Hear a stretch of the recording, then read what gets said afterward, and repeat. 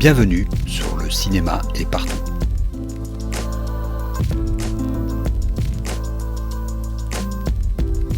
Un podcast sur l'industrie du cinéma et ses évolutions.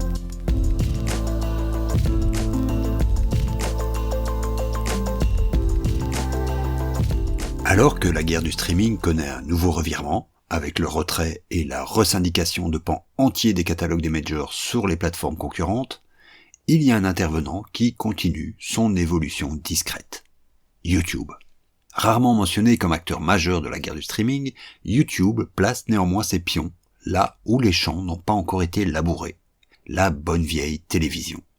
J'ai déjà parlé plusieurs fois de YouTube dans ces chroniques, de sa capacité à créer des partenariats féconds avec d'anciens acteurs télévisuels, des possibilités qu'il offre à qui sait se constituer une audience de niche. J'ai aussi déjà signalé l'opportunité que la plateforme constituait pour y annoncer ses sorties cinéma. Toutes choses qui sont aujourd'hui d'autant plus d'actualité. Il ne faut pas oublier que YouTube, lancé en 2005, est le plus ancien service de streaming actif à ce jour.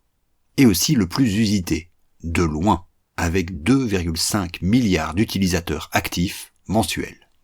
Mais ce qu'il se passe ces derniers mois est peut-être en train de bouleverser durablement le paysage du streaming vidéo. Depuis la crise du Covid, YouTube est lentement en train de coloniser les écrans de télévision. Aux États-Unis, le taux de visionnage de vidéos YouTube sur une télé est passé de 30% en 2020 à 45% en 2022. Oui, près de la moitié des vidéos postées sur YouTube sont vues sur le grand écran du salon aux États-Unis. Quand on sait que le temps de visionnage moyen aux États-Unis est aujourd'hui de 48 minutes par jour, lui aussi en augmentation de 30% en 3 ans, juste derrière TikTok et pas très loin de Netflix, on saisit un peu mieux l'importance du phénomène. En Europe, les chiffres sont plus flous et sans doute nettement moins importants. Mais il est évident que la stratégie de YouTube est de s'imposer sur les écrans de télévision. Aux États-Unis toujours, la plateforme a acquis à grands frais les droits de diffusion des matchs de la NFL, un service payant. Elle possède également un service YouTube TV, regroupant 100 chaînes de télé nationales, qui compte, certes, à peine 3 millions d'abonnés, mais tout de même significatif, étant donné son prix assez élevé de 73 $ par mois. Et la filiale d'Alphabet vient également d'annoncer des formats publicitaires spécifiques à la diffusion TV, comme des publicités qui se lancent au moment où l'on met une vidéo en pause. On peut tirer 2 conclusions de cette nouvelle donne. 1. Contrairement aux idées reçues, les contenus plus longs, entre 10 minutes et 2 heures, sont sans aucun doute en train de gagner du terrain. Et pas que sur YouTube. Twitch est devenu la plateforme de la retransmission en direct, par exemple. 2.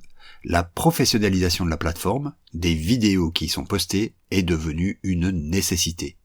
Le secteur de la vidéo, plus spontanée, est maintenant détenu par des plateformes comme TikTok ou Instagram. Et YouTube elle-même, mais dans sa version pour appareil mobile, avec les YouTube Shorts. Sur le YouTube classique, la vidéo doit non seulement être techniquement irréprochable, mais aussi correctement scriptée et montée. Alors bien sûr, la plateforme n'est pas réellement un service de streaming comme ceux d'Amazon, Netflix, Disney et les autres. Elle s'est créée comme un réseau social, un réseau de partage de vidéos, basé presque exclusivement sur le fameux User Generated Content. Mais cela fait déjà un bon paquet d'années que YouTube s'écarte de ce modèle. Il lui reste bien les résidus de réseaux sociaux habituels, les likes, les commentaires. Mais il a amorcé, bien avant ses concurrents, le virage vers une plateforme de distribution de contenu, ce que sont entre-temps devenus Facebook, Instagram, Twitter et TikTok. Il a même tenté de produire ses propres contenus, via son service YouTube Red, qui a bien vite été rangé dans son armoire assez fournie de flops retentissants. Aujourd'hui, c'est plutôt en s'imposant comme l'alternative gratuite aux services de streaming, comme agrégateur presque universel de contenu audiovisuel, que YouTube tente de s'imposer sur le marché. Aujourd'hui, c'est plutôt en s'imposant comme l'alternative gratuite aux services de streaming, comme agrégateur presque universel de contenu audiovisuel, que YouTube tente de s'imposer sur le marché. Avec, en somme, la même méthode que sa maison mère Google, attirer à lui la plus grande part de la manne publicitaire, en jouant sur la capacité de ciblage que lui offrent ces énormes bases de données. Capacité qu'aucun de ses concurrents n'arrive à surpasser, comme on l'a vu la semaine dernière. Et qui lui permet, qui plus est, d'appliquer une politique tarifaire sans égale. C'est une bataille que YouTube est tout à fait à même de gagner, en se posant comme la télévision du futur plutôt que comme streamer. Alors que toutes les télévisions du monde pensent à la fin de la télévision linéaire, elles cherchent toutes le mix idéal entre plateformes propres et plateformes tierces. Que cela soit notre RTBF, les chaînes françaises, allemandes et même américaines, toutes diffusent et même créent du contenu spécifique pour YouTube, entre autres plateformes.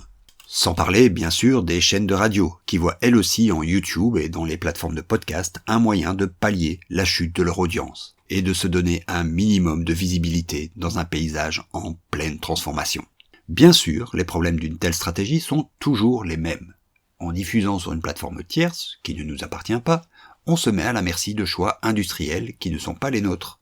Il suffit que YouTube décide unilatéralement de changer de stratégie, ou de modifier la manière dont elle compte les vues, comme elle le fait régulièrement, pour que votre modèle économique, ou tout simplement promotionnel, se trouve fragilisé.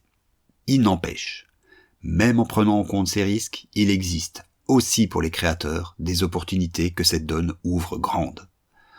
On voit déjà apparaître tout un pan de la création cinématographique issu directement de la scène YouTube, plutôt que du sérail des écoles ou d'une célébrité acquise à la télévision.